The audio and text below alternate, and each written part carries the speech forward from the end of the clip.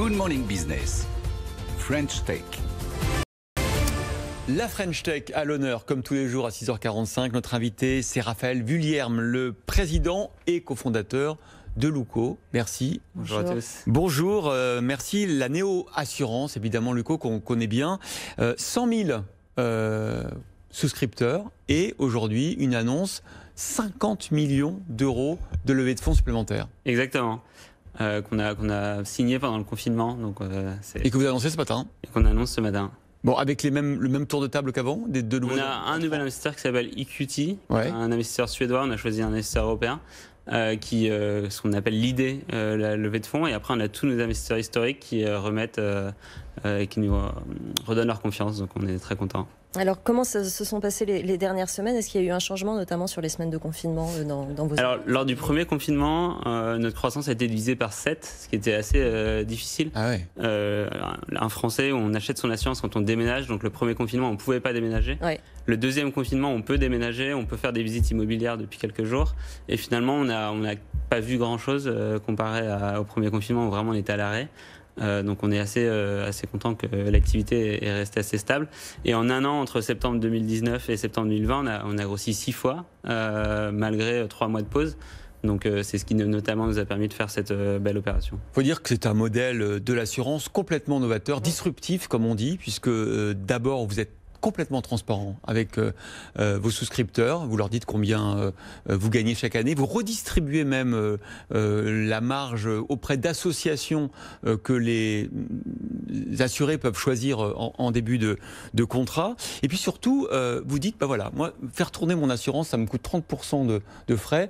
Les 70% restants, ce sont les sinistres et la redistribution entre assurés. Exactement. Ce qui est très important, l'assurance, c'est un produit complexe. Personne n'est capable de calculer où va son argent, comment ça marche. C'est des modèles assez complexes derrière. L'important, c'est la transparence de qu'est-ce qui sert à rembourser, qu'est-ce qui sert à gérer. Et c'est normal qu'il y ait des frais pour gérer les sinistres, le service client. Mais le problème dans le modèle un peu traditionnel d'assurance, c'est que on vient rembourser les sinistres et tout ce qui ne sert pas à rembourser les sinistres, c'est ce qui vient dans les profits des assurances. Oui, mais ils nous disent, les assureurs qu'on reçoit à votre place, ils nous disent oui, mais en fait, on fait des profits parce que ça permettra d'éponger les années difficiles où on fera des pertes. Donc en effet, il y a des années où il n'y a pas de catastrophe naturelle, on va dire, et des années où il y a des catastrophes naturelles, où il y a beaucoup plus de sinistres. Ça, c'est là où la réassurance vient rentrer en jeu. Donc on vient en début d'année acheter de la réassurance, tous les assureurs le font, et c'est ce qui vient couvrir les gros sinistres, qui arrivent très peu mais qui sont très importants, et il faut lisser la charge entre ces... Vous êtes en train de nous dire, Raphaël, que c'est de la com. Quand on a un assureur d'une grosse compagnie qui nous dit bah, cette année on va faire des bénéfices, mais ça permet de lisser les années suivantes, c'est pas vrai, il y a des mécanismes de réassurance qui existent pour ça. Il y a des mécanismes de réassurance, et ce qui est important, c'est la transparence. Donc par exemple, dans le Covid, dans l'assurance habitation, il y a eu beaucoup moins de sinistres pendant le premier confinement, il y a eu beaucoup moins de sinistres dans l'assurance auto, et les assureurs viennent dire ah oui, mais la sinistralité va réaugmenter pendant l'été, de ça. C'est globalement de la com. Ce qui est intéressant, c'est de voir à la fin de l'année qu'est-ce qui a servi à rembourser, qu'est-ce qui a servi éventuellement à acheter de la réassurance, et avoir une transparence totale pour dire ok, à la fin de l'année, je me suis enrichi ou pas grâce au Covid. Et finalement, le principe de l'assurance, c'est que chacun met de l'argent de côté pour couvrir les autres et ses futurs problèmes. Et on doit finalement une vraie transparence à ces assurés, à ces sociétaires sur où va l'argent et comment elle est utilisée. Vous n'êtes pas concerné par le coup de pression tout à l'heure à Bercy, face au ministre de l'économie? C'est uniquement l'assurance pour les restaurateurs, mais c'est assez intéressant. Et alors vous, cet engagement, cette transparence, est-ce que vous le répercutez d'une façon ou d'une autre sur le prix par rapport à vos concurrents, par exemple? Ça donne quoi? Alors, en début d'année, on vient estimer quels vont être les sinistres dans l'année qui vient. Et à la fin de l'année, on fait le bilan et tout ce qui reste, on le redonne à la session du choix de l'assuré. Donc, on a décidé de ne pas redonner l'argent à nos assurés, mais directement à l'association qu'ils ont choisie, ce qui permet d'aligner les intérêts. On est toujours tenté d'un peu exagérer sa prime, d'exagérer un peu son accident et d'embellir, et c'est normal, on est tous humains, de venir rajouter un tiers qui est l'association qu'on soutient, dans laquelle on croit. Ça permet finalement de ne pas venir exagérer, parce qu'on sait la personne qu'on va spolier, c'est pas la communauté de 10 000 personnes anonymes qu'on n'a jamais rencontrées, c'est dans notre cas Simplon, Emmaüs, c'est des associations qu'on apprécie et qu'on soutient, et donc ça permet que chacun se régule, et ça nous permet permet aujourd'hui d'avoir des prix qui sont très compétitifs. Et on n'a jamais augmenté nos prix aujourd'hui chez Luco, et on est 15 à 20% moins cher qu'un assureur traditionnel à même garantie ou meilleure garantie. Alors, comme beaucoup de néo-assureurs, vous mettez en avant aussi la prévention et vous lancez un nouveau service qui s'appelle Dr House, c'est ça? En effet. Ça consiste en quoi? La meilleure assurance, c'est l'assurance qui empêche d'avoir des accidents. C'est pas toujours possible. C'est ce qui coûte le moins cher, du coup.